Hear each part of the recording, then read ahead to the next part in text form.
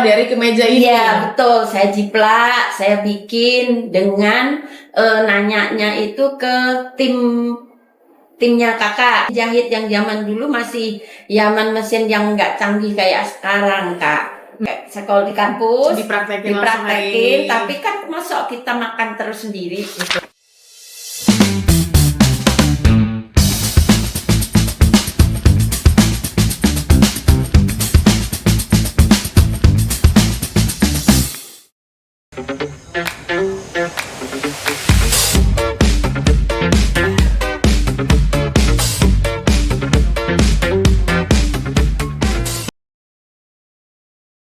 Hai Sobat RB, welcome to Depot, dengerin podcast barengan sama Nabila di episode Cerita Usaha Kita. Seperti biasa, Rumah BUMN selalu menghadirkan narasumber-narasumber yang luar biasa. Dan pada hari ini, Rumah BUMN menghadirkan narasumber salah satu wanita inspiratif dari Samarinda. Karena beliau ini salah satu pelaku UMKM di bidang fashion and design.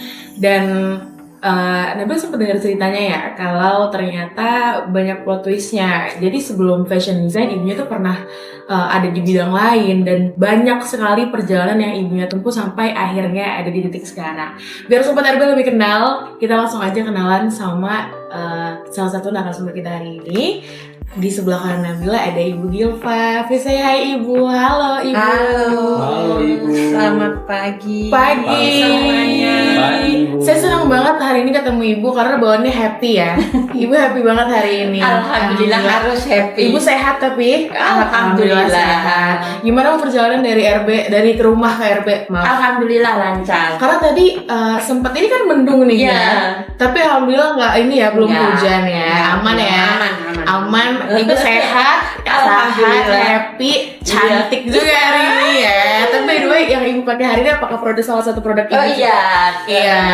Dan fun fact ya, Sobat RB, sebenarnya nama Ibu Gilva ini bukan Ibu Gilva ya Bu ya? Iya. Boleh dikenalin Bu ke Sobat RB, sebenarnya namanya siapa sih Bu? Iya, Assalamualaikum warahmatullahi wabarakatuh. Perkenalkan, nama saya Musrifah, tapi biasa malah dikenal dengan Bunda Gilva. Bunda Gilva. Iya, ada ceritanya nih. Ada ceritanya. Sebelum kita ke ceritanya ya, kita kulik dulu ibunya. Nih, sekarang Ibu ada di umur berapa sih kalau boleh tahu? Berarti kalau kelahiran 71 54 ya. 54. Berarti kalau di bidang fashion and design Bu apa dari lama atau baru-baru aja? Sebenarnya ini hobi dari kecil memang. Dari kecil? Ya, memang hobi saya itu memang berawal hobi itu di bidang fashion. Kalau saya ingat-ingat ya, itu dari dulu kebetulan saya waktu SD itu kakak saya itu memang bisa menjahit di rumah. Ya, terus kemana mungkin hobi ya, saya suka iseng-iseng kepoin mesin jahit yang zaman dulu masih zaman mesin yang nggak canggih kayak sekarang kak. Jadi masih yang pakai manual gitu ya, terus warnanya hitam ya. Kalau sekarang kan sudah banyak ya Pak modelnya iya, karena udah canggih, ada yang tombol, fiturnya banyak seperti itu. Tapi kalau zaman dulu kan memang kalau sekarang dibilang mesin jahit klasik. Iya. Ya. Berarti Ibu mulai suka jahit itu sebenarnya dari SD.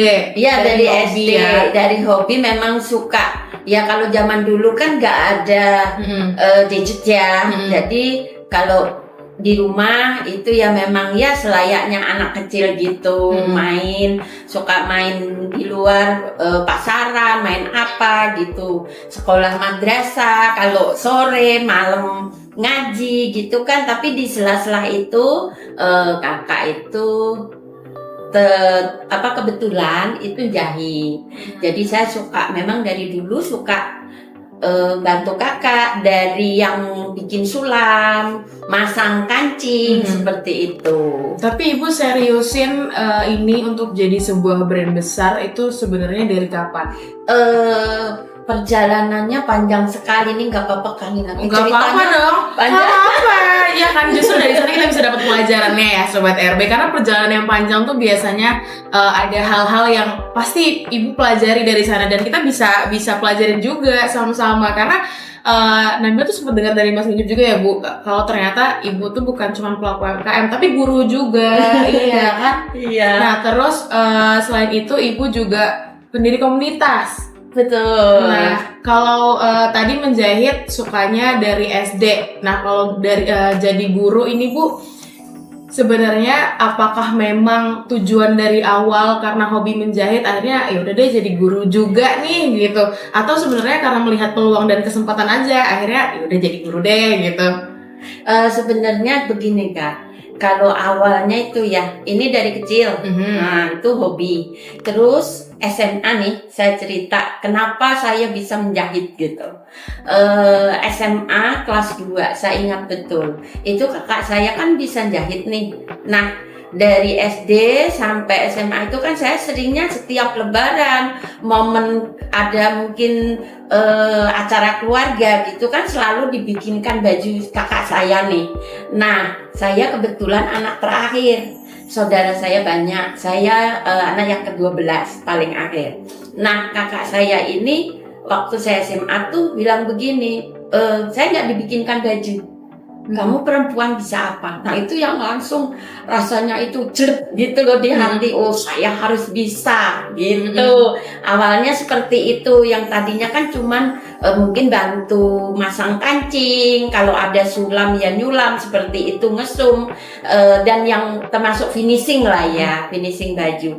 Nah waktu SMA itu saya digituin sama kakak, nggak mau bikin sendiri, kamu perempuan nanti bisa apa gitu. Wah ada bisa berontak kan, oh saya harus bisa. Nah berawal dari situ, itu pun saya mau membuktikan kalau saya pasti bisa.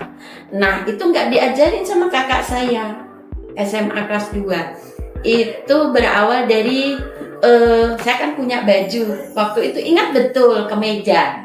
Kan saya memang kalau dulu itu saya sukanya pakai kemeja, celana gitu, nggak pernah pakai rok, saya memang aktif gitu. Jadi terus saya dedel itu baju saya, terus saya jiplak. Tapi berarti itu di situ ibu belum bisa buat pola dan belum. Baru Memang mengikuti pola dari kemeja ini. Iya betul, saya jiplak, saya bikin dengan nanyanya itu ke timnya kakak kan di rumah ada tim kerja gitu. Nah berawal dari situ jadilah baju dengan yang ya namanya belajar ya, tapi ternyata bisa itu, alhamdulillah gitu. Nah melanjutkan cerita dari ibu tadi, jadi ibu merantau kuliah itu di mana Bu? Saya di Semarang. Di Semarang. Ya. Ibu asli Samarinda berarti? Enggak, saya asli Jawa. Asli Jawa. Iya, Kudus, kuliahnya di Semarang. Oh, pokoknya ceritanya saya itu melanglang buana. Sampai akhirnya ke Kalimantan ya Bu? Saya pikir itu dari Kalimantan ke Semarang. Ternyata enggak. Belum selesai perjalanannya. Terus di Semarang jadi anak kos sampai akhirnya bisa masak sendiri. Iya, terus singkat cerita ya, mau lulus itu kenapa saya bisa menjahit. Nah, saya kan kuliah nunggu sudah nih, mau kursus apa ya, seperti itu. Zaman dulu gak ada yang kursus jahit, anak kuliahan, saya aja kayaknya. Jadi ceritanya saya menunggu wisuda itu saya kursus menjahit. Tapi kursus jahit zaman dulu itu cuman belajar pola, membuat pola gitu. Cuman membuat iya, nggak ada diajarin jahit. Jadi saya belajar jahitnya, prakteknya itu sendiri. Nah, kalau zaman sekarang memang perjuangannya yang sekarang sama dulu beda banget. Kalau saya dulu praktek itu kan nggak ada YouTube nih, jadi trial error sendiri, nanti gak bisa dipakai, mikir ini apa ya, kok kenapa begini ya gitu. Berarti nggak ini ya Bu ya, nggak jarang kekecilan. Iya pernah, betul sekali. Pernah nggak bisa dipakai, mikir ini kenapa, oh ternyata begini gitu. Terus singkat cerita lulus kuliah. Nah itu saya merantau ke Jakarta. Pindah lagi. Iya, pindah lagi, tapi namanya hobi. Iya. Jiwa, ya kan? Di Jakarta sambil menunggu istilahnya memanfaatkan waktu luang, saya juga kursus menjahit. Seperti itu ya di Jakarta, terus pindah lagi ke Jambi. Ibu loncatnya jauh-jauh banget ya Bu ya. Iya. Tapi dari jarak di Jakarta Ibu berapa tahun? Di Jakarta kurang lebih 1 tahun. Di Jambi? Di Jambi alhamdulillah 14 tahun. Jadi alhamdulillah Jambi itu mempunyai kenangan 1000 kenangan. Iya. Kalau boleh tahu kenapa tuh Bu? Iya, karena saya belajar banyak di usaha itu di Jambi. Jadi saya selain itu ada yang tadi pernah ada usaha lain gitu ya. Itu sebenarnya saya ada usaha kuliner. Nah itu kenapa? Jahit ada. Nah jiwa pengen belajar karena saya kan nggak bisa masak nih. Nah sudahlah. Kenapa nih nggak bisa masak, kan harus bisa gitu kan, karena sebagai ibu rumah tangga itu kuncinya kan katanya di masak gitu. Jadi saya belajar bukan belajar masak. Nah saat itu saya pengen itu jahit sudah nih, jahit tetap memang hobi. Terus saya waktu itu anak saya kecil, saya pengen waktu zaman dulu kalau pengen jadi dosen kan harus akta juga. Nah itu tidak memungkinkan saya tinggal kuliah anak saya nih karena jauh dan harus malam hari. Jadi terus saya izin suami, saya pengen kuliah tapi ini terserah, pokoknya bisa ngatur gitu waktunya. Akhirnya saya kuliah ambil tata boga. Tata boga? Iya, ambil kuliah D1 pastry bakery. Tadi saya kira ibu bilang tata busana, ternyata iya, jadi tata boga itu sebenarnya malah saya kuliah D1. Tapi waktu itu saya memang pengen bisa gitu. Jadi belajar ternyata ada banyak hal yang saya pelajari itu dari kue tradisional. Namanya D1 ya, itu kan full praktek. Jadi sudah nih jiwanya nih, oh kok peluang gitu kan. Jadi saya habis. Nah cerita nih kalau pas kuliah di Tata Boga kan kuliahnya sore karena waktu itu pagi untuk SMK, siang sampai sore itu untuk yang D1. Nah saya kan sore ya. Jadi saya juga jiwanya kan bukan hanya belajar aja, tapi harus praktek skill kan.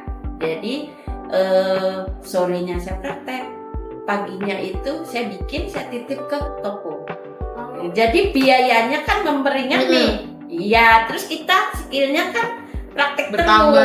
Iya, yang kemarin dipelajari di sekolah di kampus dipraktekin, tapi kan masa kita makan terus sendiri. Betul. Jadi saya titip di toko di warung. Itu berjalan berapa tahun Bu? Itu sampai lulus. Dia sampai lulus dan jiwa bisnisnya nih peluang. Jadi begitu lulus di Tata Boga, saya usaha pastry bakery dengan nama Gilva. Oke, sekarang saya paham ya. Nah iya, dengan nama Gilva. Jadi sebenarnya Gilva ini awalnya dari usaha kuliner. Okay. Itu semua kue kering, semua kue dari cake decoration. Iya. Ibu cake decoration Iya, juga? jadi makanya seninya seni ke kue. Tapi itu di Jambi Bu? Di Jambi. Di Samarinda? Nah, singkat cerita nih, tahun 2012 suami mutasi ke Kaltim, kebetulan di Samarinda. Nah, waktu itu kesini itu nol. Ibaratnya nol. Saya kan pindah jauh. Bayangan saya di Kalimantan ini itu hutan.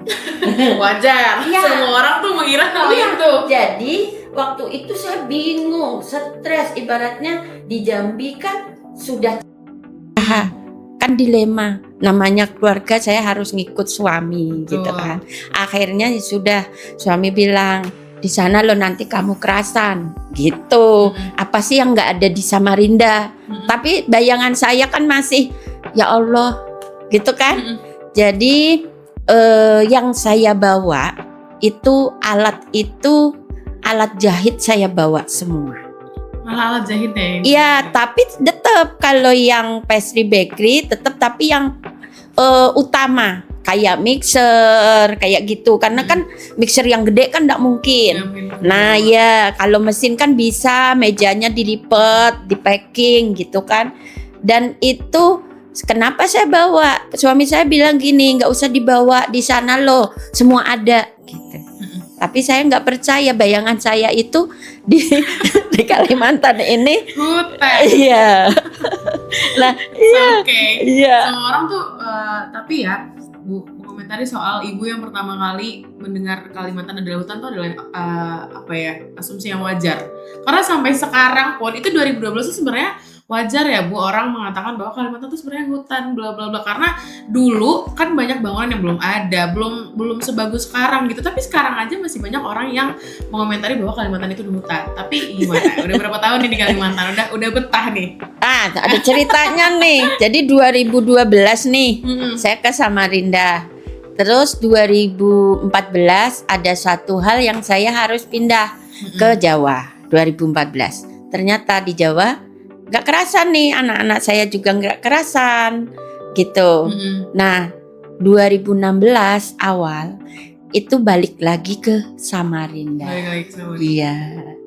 Nah di Samarinda tahun 2012 itu saya bingung kan, nol lagi. Iya betul. Nah, tapi itulah ilmu itu buat saya investasi.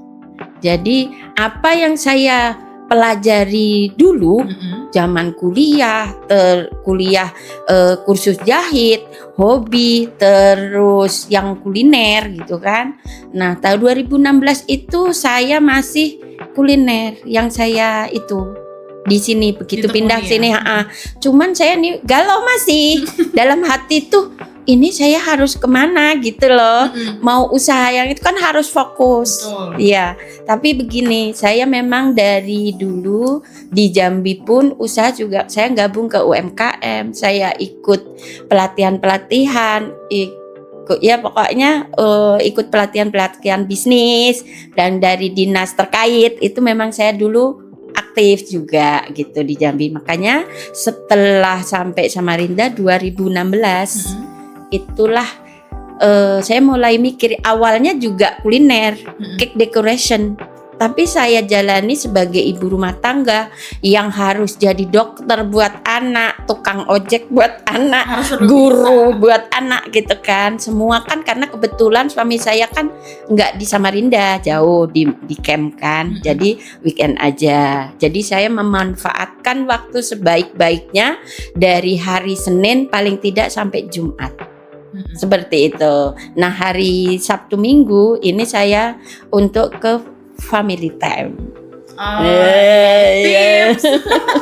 Tips pertama, bisa bagi waktu. Makanya ibu di usia sekarang masih bisa produktif karena dari muda ibu udah bisa bagi waktu nih, mana buat kerja, mana buat ngajar, mana buat keluarga. Ini bisa jadi pelajaran juga ya Sobat RB, bahwa time management yang baik tuh akan menghasilkan hal yang baik juga di belakang ya Bu ya. Dan sampai sini aja pelajaran yang bisa kita ambil tuh banyak banget Bu. Tapi Nabila masih mau flashback ke 2016, di mana pertama kali ibu masih akhirnya balik lagi ya Bu ya ke Samarinda berarti. Iya, balik betul. Lagi ke Samarinda dan masih menekuni bidang kuliner berarti. Ya, awal 2016 itu saya masih terima pesanan cake decoration. Waktu itu kan zaman belum sekarang ya, kurir. Iya, sekarang kan betul sekali. Jadi bagi saya itu kendala yang harus itu gimana ya gitu. Karena mesti nganter jemput anak. Terus kalau makanan itu kan nggak bisa kita kondisikan.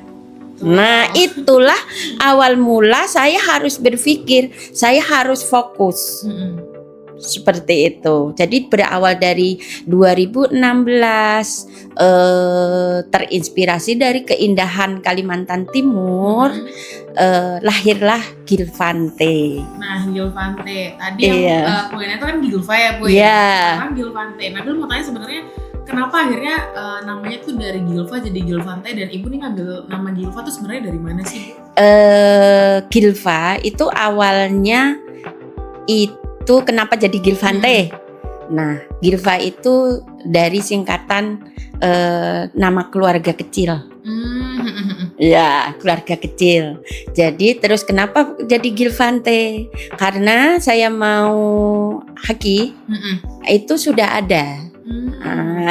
Jadi, nah ini saya mikir nih, gimana tetap orang itu Gilvante ya Gilva, kan gitu. Tapi mau rebranding nama lagi ya, yang bagi orang nyebut Gilvante kan pasti tahu Gilva gitu loh. Nah itu kan, nah kenapa saya malah dikenal dengan Bunda Gilva, Bu Gilva. Nah ya itu karena saya pengennya di masyarakat yang mengenal saya itu bukan tapi branding Gilva itu apa sih gitu. Oh kalau dulu Gilva kan kue. Betul. Nah kalau Gilvante ini itu Gilvante ya Gilva yang berawal dari Gilva gitu loh. Dengan Gilvante kan masih ada mirip, nah nggak jauh gitu loh, gitu. Sebenarnya simple aja sih kenapa jadi Gilvante, karena mau haki itu sudah ada kan nggak bisa. Jadi saya rebranding Gilva ke Gilvante itu selama 2 tahun. 2 tahun? Iya, jadi itulah rebranding. Nah, Gilvante itu terinspirasi dari keindahan Kalimantan Timur yang lahir di 2016 di Samarinda ya. Nah itu berawal dari produk PO jasa jahit awalnya. Berarti ini awalnya Ibu belum punya produk? Belum, jasa ya masih jasa jahit. Terus ikut pelatihan. Terus saya kalau ikut komunitas nasional yang ada hubungannya dengan fashion. Nah di situ mulai belajar untuk bagaimana menjadi seorang fashion designer. Jadi pengen naik kelas karena jujur memang saya dari kecil itu kalau saya mengingat masa lalu gitu kan, itu memang kalau pakai baju terus ada yang sama itu nggak suka. Jadi dari dulu saya tas gitu memang bikin sendiri SMA. Ya tas seperti ini itu saya bikin sendiri dari kain perca seperti itu Kak. Oh luar biasa. Dan fun fact lagi ya Sobat RB, Ibu Gilva ini lebih dikenal dengan nama Gilva, nama brandnya, bukan nama dirinya sendiri. Nah, Nabila mau tanya Bu, Ibu kalau kenalin diri ke orang, Ibu menyebut nama sendiri atau nama brand Ibu sebenarnya? Sampai Ibu bisa dikenal dengan nama brand Ibu tadi karena Bu Gilva tuh sempat mention nih Sobat RB bahwa iya Mbak, soalnya biar jadi personal branding juga di usia 50 loh. Mengenal personal branding itu adalah hal yang luar biasa loh Sobat RB, beneran deh Bu. Ibu, tapi kalau kayak Nabila bilang tadi, kalau kenalin diri ke orang sebenarnya pakai nama pribadi atau nama brand? Nama brand ini strategi ya berarti ya Bu? Iya kan? Iya dari ini ilmu nih, karena nggak semua orang yang punya brand bisa punya pemahaman bahwa ketika kita mengenalkan diri dengan nama brand kita itu akan menjadi personal branding Bu, iya kan? Iya. Jadi salah satu hal yang Nabila ambil juga nih dari Ibu Gilva adalah jangan pernah takut untuk mengenalkan nama brand sendiri. Iya dong. Iya dong. Ibu dari 2000, berarti Ibu dari 2016 itu sudah membawa nama Gilva terus ya Bu ya? Iya. Kalau ikut pelatihan gitu kan, itu juga mau memperkenalkan diri Bu Gilva. Iya. Wow. Itu di Nabila masih masih mencoba untuk mencerna, karena salah satu hal yang luar biasa, karena itu tadi Bu, kembali lagi di usia 50, siapa sih yang mau belajar personal branding? Tapi Bu Gilva semangat belajarnya kalau diceritain dari SMA sampai hari ini nggak pernah hilang. Iya. Saya masih memang suka sih. Memang terus apalagi di dunia fashion ya. Sebenarnya apa aja, nggak hanya fashion aja.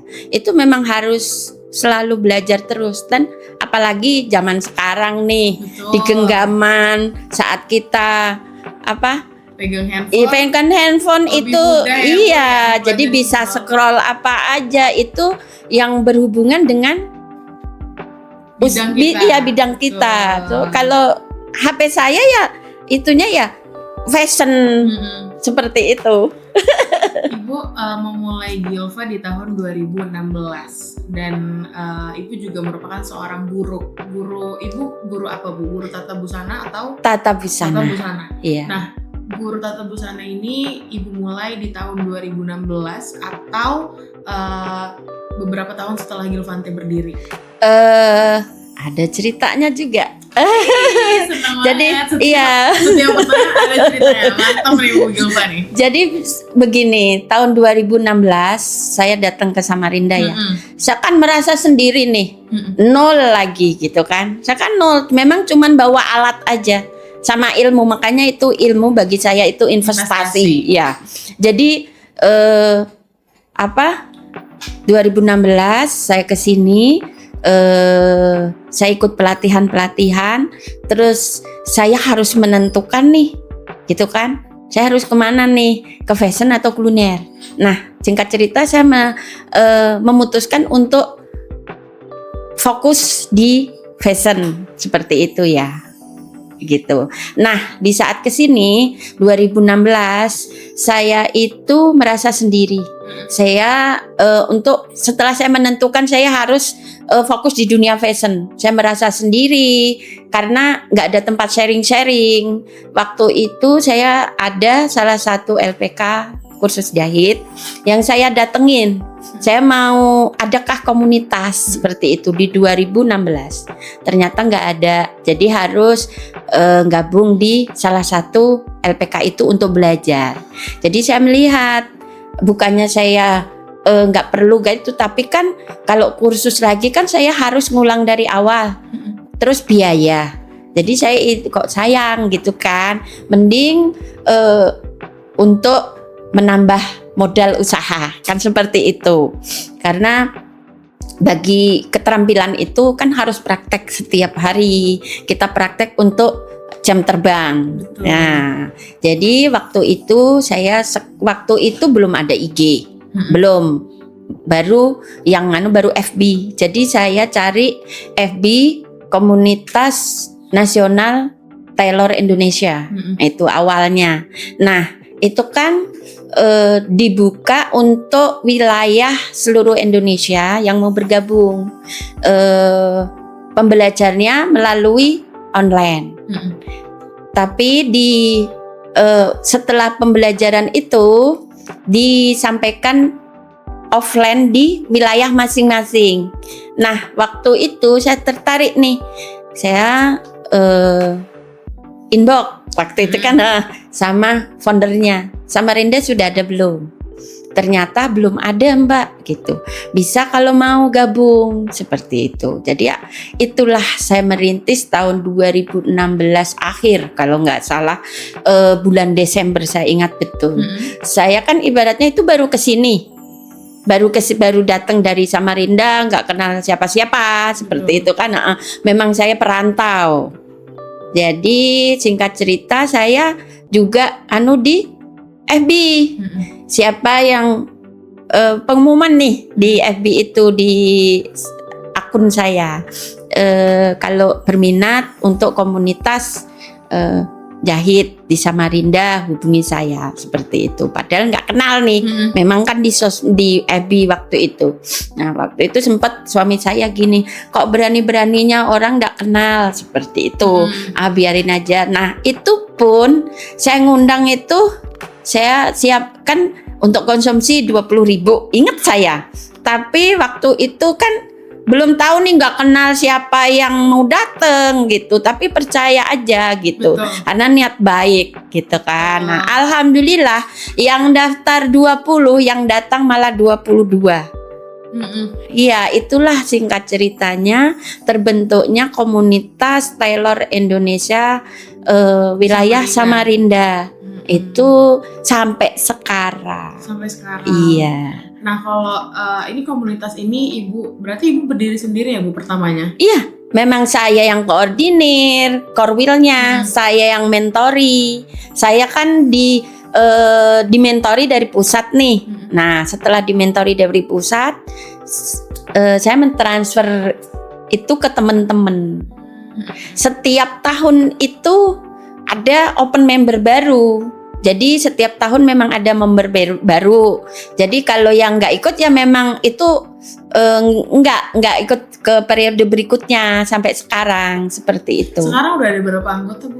Kalau sebenarnya ini kan silih berganti regenerasi. Jadi mungkin yang sudah mandiri, sudah nggak ada waktu, namanya jahit kan seperti itu ya. Jadi itu juga ganti member baru setiap tahun. Setiap tahun. Iya. Kalau misalnya secara keseluruhan, kira-kira ada berapa orang yang sudah pernah bergabung atau masih bergabung di komunitas ini? Kalau yang tahun ini itu 18. Ya. Tapi kalau tahun sebelumnya ya memang sekitar segitu.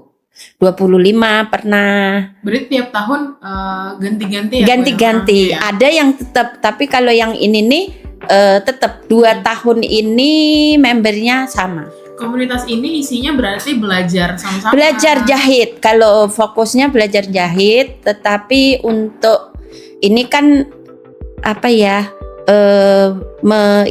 Itu dari pusat. Ada kan dari pusat. Untuk di Samarinda sendiri itu juga saya mendirikan komunitas bareng yang bukan hanya belajar menjahit, itu saya kembangkan. Jadi untuk sharing-sharing, untuk kolaborasi kalau kita ada job, ada event itu sebenarnya wadah untuk anggota ini membranding bareng-bareng. Itu sebenarnya tujuannya itu. Jadi dan kebetulan memang saya bukannya nggak boleh yang sudah, tapi saya pengen bermanfaat, pengen mengembangkan lebih yang baru muncul. Seperti itu. Berarti komunitas ini sebenarnya isinya bukan cuma sharing pengalaman, tapi juga mencari relasi, tapi juga belajar ya Bu. Iya. Makanya di tiap tahun orang-orangnya ganti. Luar biasa. Berarti itu Ibu juga yang handle langsung sendiri berarti ya sampai hari ini. Insya Allah. Nggak, Bu? Ada sih, kalau sekarang ya namanya komunitas ya. Jadi ya kita kerja bareng.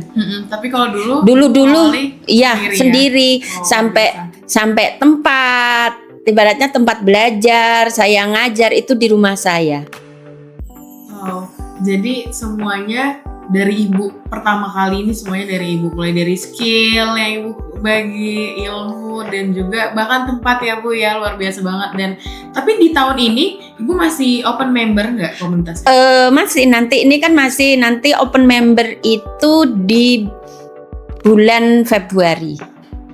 Bulan Februari, Sobat RP, buat kamu yang mungkin mau join komunitas Ibu untuk belajar bareng, karena ilmunya Bu Gilva ini luar biasa, bukan cuma menjahit, dari personal branding, strategi dan lain sebagainya. Nah, gue rasa Ibu Gilva ini udah wow. Jadi buat kamu yang mau join komunitasnya ya Bu ya, biasanya lewat mana Bu kalau mau join? Apakah lewat Instagram?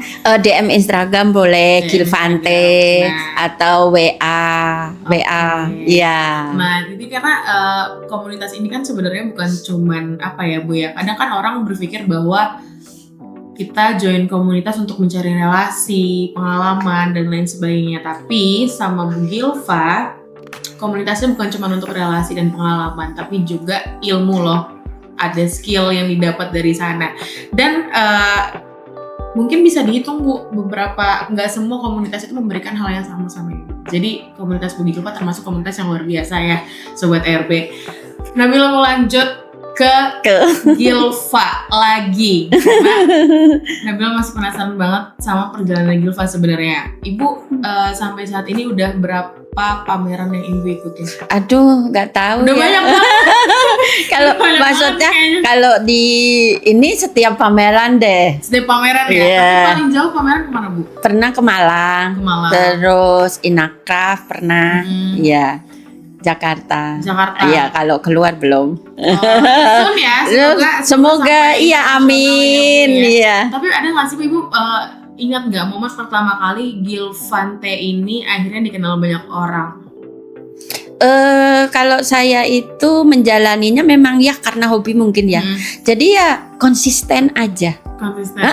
Pokoknya saya itu konsisten, komitmen dengan apa yang sudah diambil. Iya betul. Dipilih. Nah itu sebenarnya sesimpel itu sih, gitu. Jadi nggak ada yang instan langsung dikenal banyak orang, langsung bisa banyak hal. Tapi Bu Gilva percaya bahwa apa yang diambil, apa yang dipilih adalah tanggung jawabnya, maka kita harus konsisten dengan hal itu. Akhirnya sampai bisa dikenal banyak orang kayak sekarang. Dulu pameran pertama kali yang Ibu ikutin masih ingat nggak Bu? Waktu pameran pertama itu saya gabung itu campuran gitu. Mungkin saya ingat saya itu cuman mungkin 3 baju.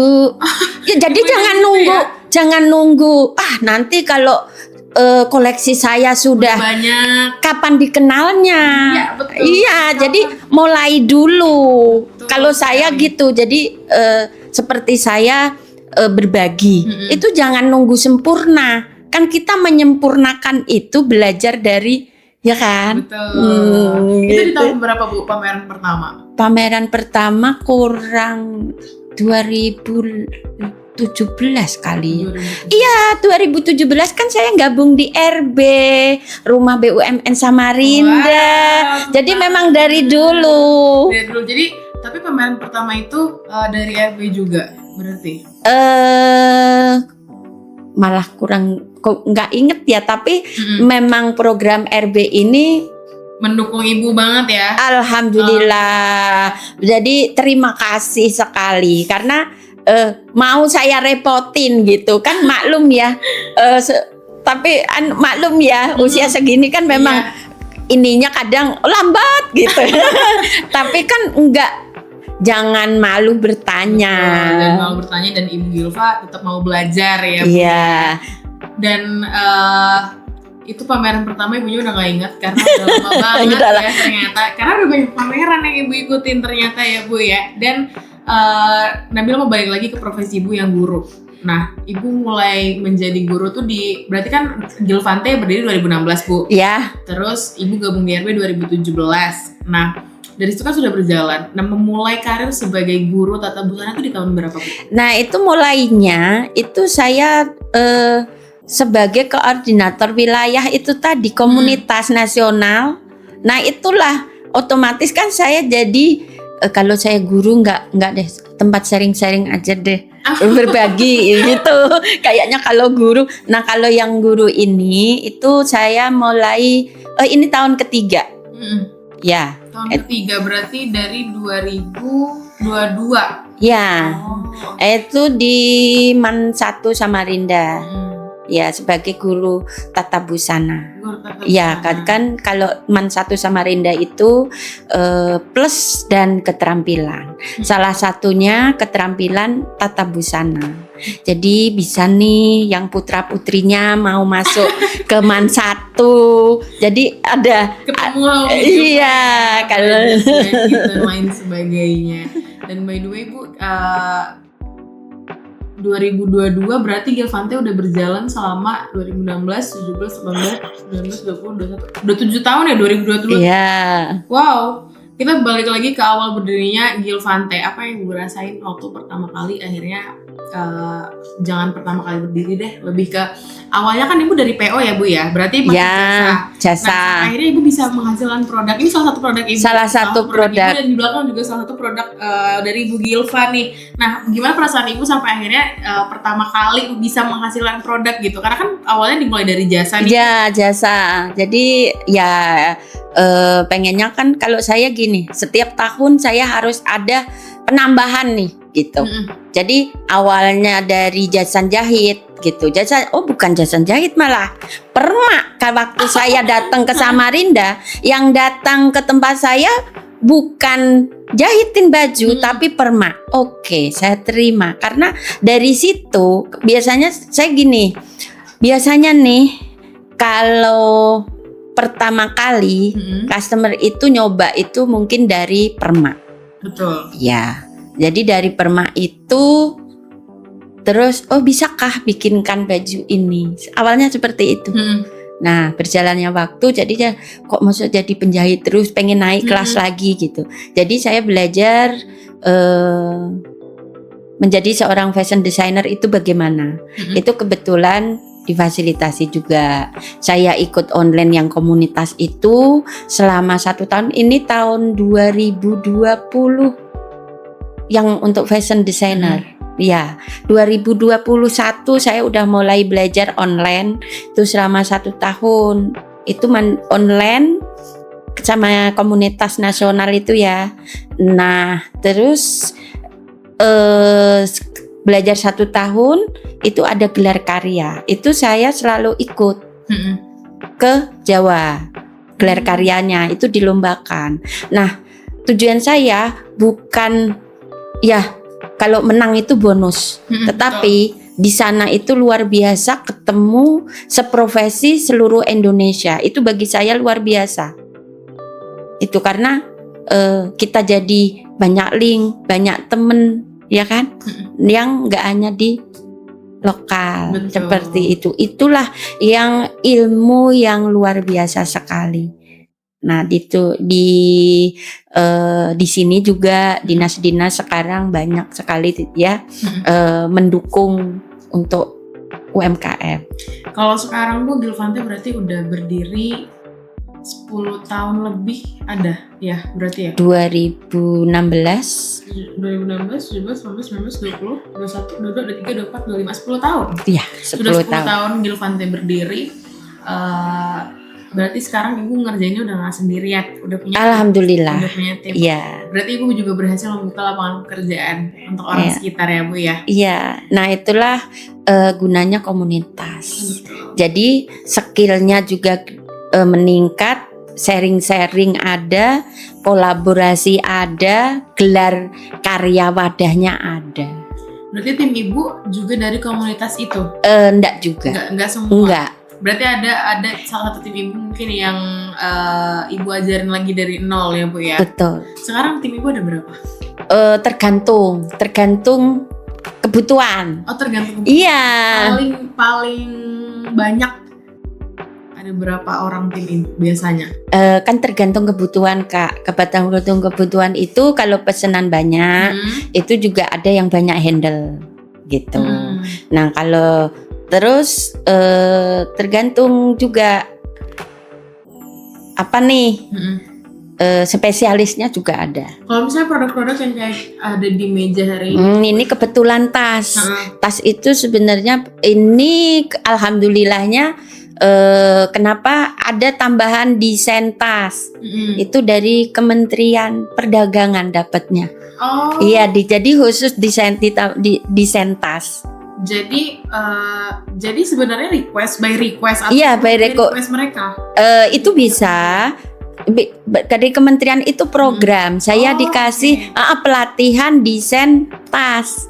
Sampai DDS. Iya, awalnya kan dulu saya fashion baju. Nah, ini produk. Alhamdulillah karena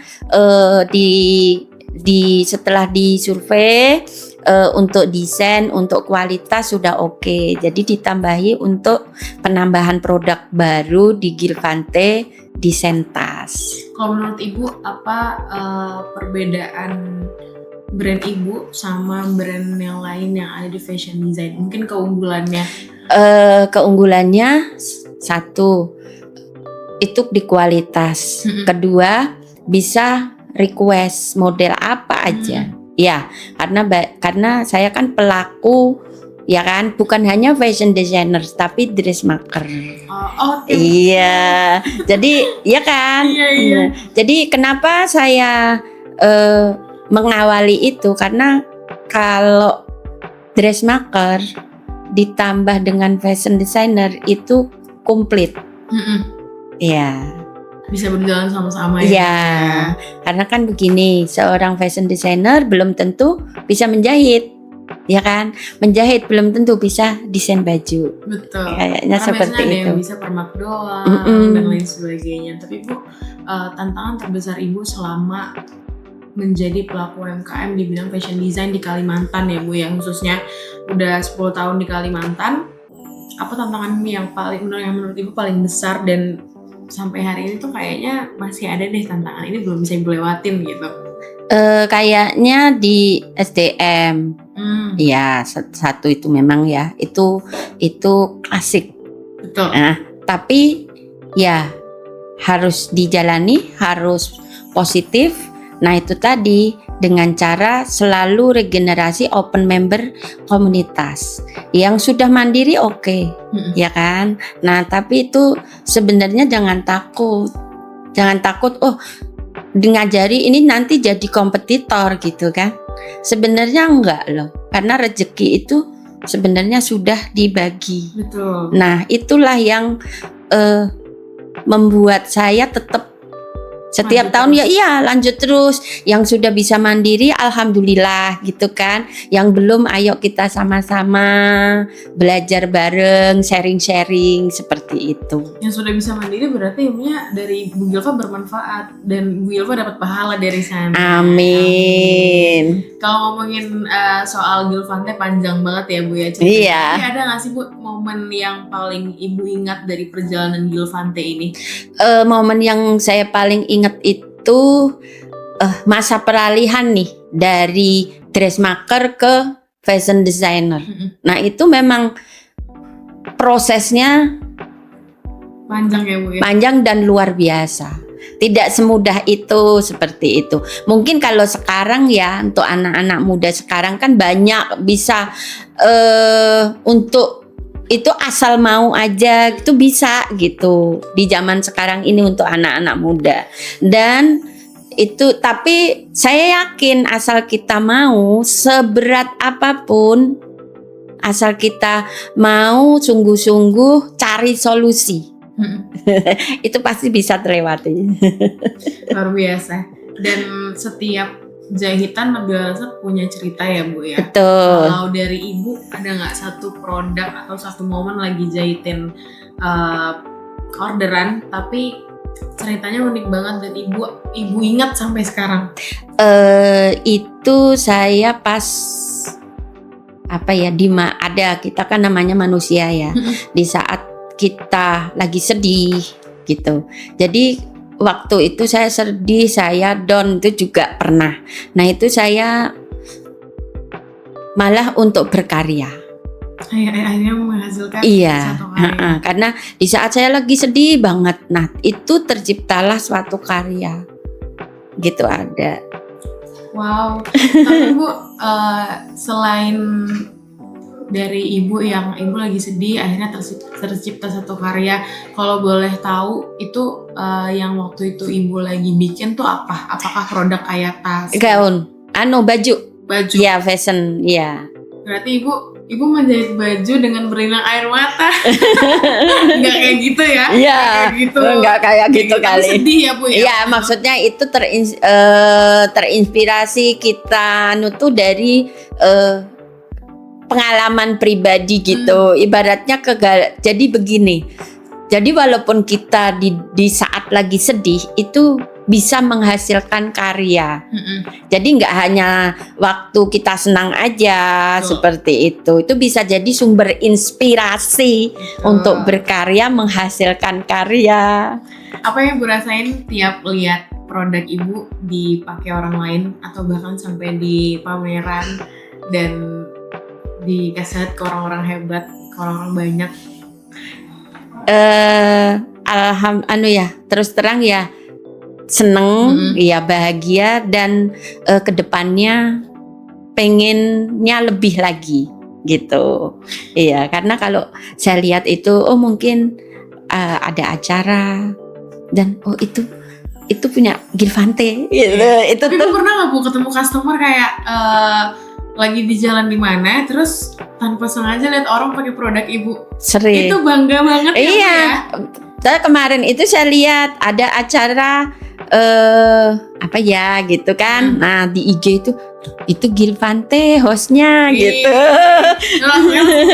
Iya. Produk aku dipakai nih. Iya. Lihat banyak orang. Dan terus dalam hati itu belinya pas saat pameran di mana ya, seperti itu. Iya, karena ini ya Bu ya, udah banyak pameran yang dilewatin. Tapi senang tiap lihat orang-orang random ketemu di jalan, ternyata pakai produk aku nih gitu. Dan senengnya gini loh Kak, kalau di saat dipakai orang, itu orang lain melihat, itu tahu itu punya Gilvante yang bikin. Nah itu luar biasa gitu, bahagia ternyata Gilvante sudah dikenal.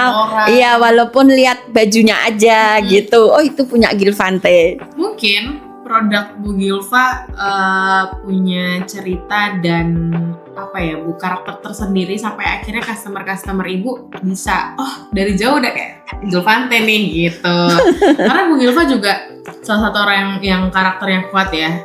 Itu bisa menonjolkan juga dari produk-produk Bu Gilva yang menurut Nabila desainnya juga unik-unik. Jadi bisa jadi dari sana dari jauh tuh orang udah kayak ini Gilvante nih, itu Gilvante tuh dari kita dari kameranya udah bisa lihat nih, ini Gilvante nih luar biasa Ibu. Dan kalau lihat perjalanan Gilvante Ibu dari awal sampai sekarang, apa pelajaran paling besar yang Ibu dapetin sampai hari ini? Pelajaran terbesar itu memang kita dituntut untuk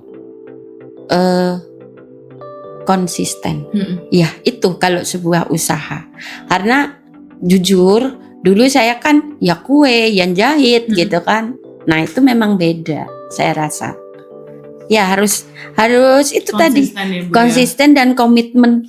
Tapi kalau misalnya Ibu bisa ulang waktu, Ibu nyesel nggak sih Bu milih jalan fashion design dibanding menekuni kuliner? Nyeselnya kenapa nggak dari dulu ya? Iya, kenapa nggak dari dulu ya? Iya, iya. Terus gini, yang nggak ada nyesalnya sih karena itulah perjalanan hidup ya. Tapi begini, kalau saya tahu gitu loh, zaman muda dulu saya ada seperti zaman sekarang, tahu ada sekolah fashion designer, mungkin nggak ketemu Kak Nabila. Betul nggak sih? Jadi malu. Iya. Mungkin hari ini kita nggak bisa ngobrolin Gilvante ya. Iya, jadi itulah. Dan mungkin juga Ibu masih di Jambi Bu, belum Samarinda Bu.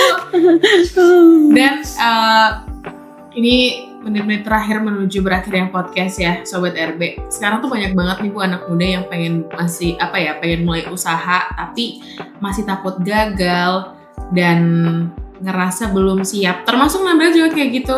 Rasanya untuk memulai hal baru tuh mikirnya kayak aduh ntar dulu deh kayaknya belum ini deh. Nanti takut gagal. Nah, pesan Ibu deh buat anak-anak muda, generasi muda yang kayak Nabila nih, kayak yang mau mencoba hal baru tuh rasanya takut-takut.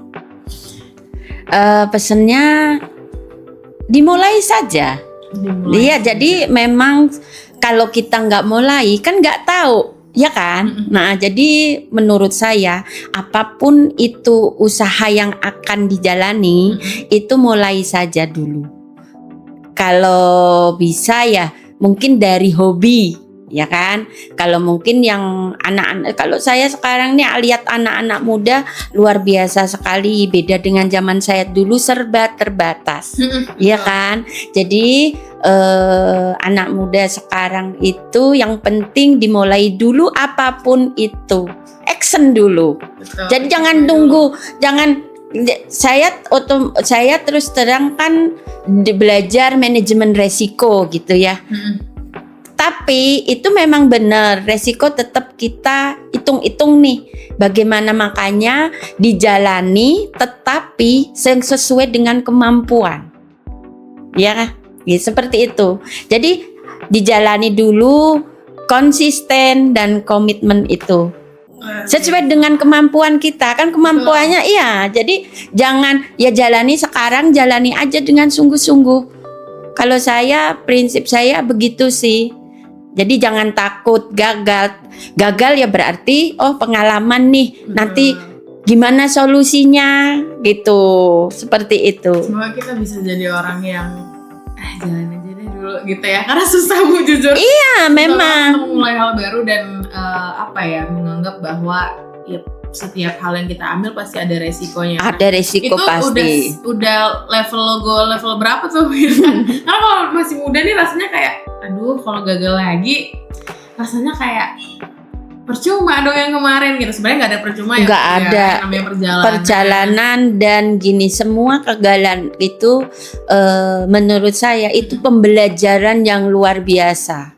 Guru terbaik kita. Iya, jadi jalani dulu action. Jadi kalau nunggu kayak saya dulu pameran 3 biji ngikut banyak bareng teman-teman UKM lain gitu. It's okay, tapi itu dari situ kita belajar apa? Satu, membaca peluang nih. Nah itu jadi kalau bagi saya pameran itu satu, kita bisa belajar banyak dari situ, membaca peluang. Oh ternyata ini yang disukai yang kayak gimana sih gitu. Seperti itu. Jadi kalau saya pameran tuh saya mesti keliling.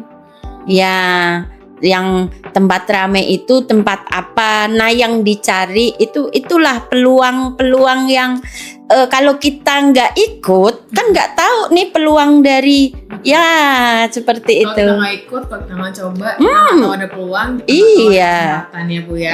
Pertanyaan terakhir dari Nabila, apa harapan Ibu untuk Gilvante ke depannya? Gilvante ke depannya lebih maju, banyak orang suka dengan produk-produk Gilvante, bisa menginspirasi, terus mengedukasi lewat desain yang kreatif dan unik dan komunikatif. Amin. Semoga yang diharapkan sama Bu Gilva bisa terwujud. Semoga Gilvante makin besar, makin banyak orang kenal, dan makin banyak produk-produk yang luar biasa ya. Terima kasih Bu Gilva. Sama-sama. Tapi senang banget loh, jujur ketemu Gilva hari ini karena ini berapa menit ya kita berbicara hari ini. Itu pelajarannya banyak banget. Dari tadi namanya kayak, ini harus diingat nih pelajaran nih ya, Sobat RB. Dan ya itulah kisah inspiratif dari cerita usaha kita hari ini bersama Ibu Gilva. Terima kasih juga untuk Sobat RB yang udah nonton kita hari ini. And last but not least Sobat RB, sebagaimana Gilvante berjalan, begitu juga mimpi yang harus kita perjuangkan. Perlu diingat bahwa mimpi bukan untuk ditunggu, tapi dijahit pelan-pelan sampai jadi nyata dan ada di genggaman kita.